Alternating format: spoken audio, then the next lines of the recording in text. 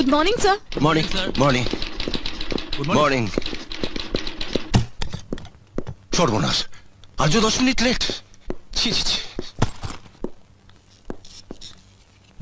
Sir, madam দুবার আপনাকে খুঁজতে পাঠিয়েছেন, আসলেই দেখা করতে বলেছেন।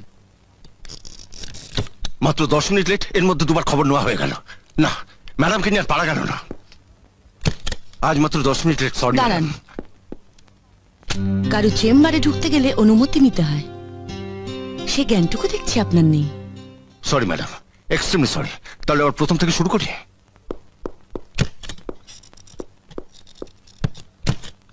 ভেতরে আসতে পারি ম্যাডাম? আসুন। দেরি করে অফিসে আসাটা অন্যায় এবং অপরাধ। না, আমি বলছিলাম কি। থামুন। আপনি কি বলতে পারেন তা আমার জানা আছে। বলবেন জ্যামে আটকে গিয়েছিলাম, কিংবা শরীরটা ম্যাজ ম্যাজ করছিল, সময় মতো ঘুম থেকেই উঠতে পারিনি, অথবা বাজার করতে দেরি হয়ে গিয়েছিল।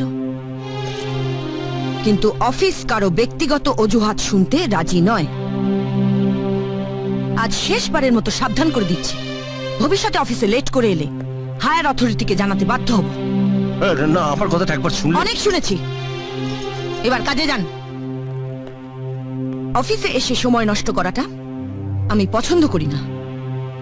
Okay madam.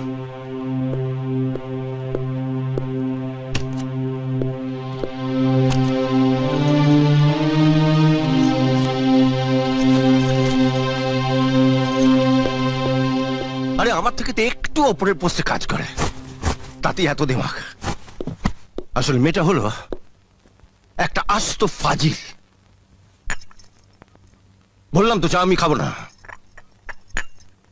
দেখো, সব জিনিসে জেদ ভালো নয়। এটা তোমার অফিস না, এটা আমার বাড়ি। বুঝেছি। স্যারের রাগ হয়েছে।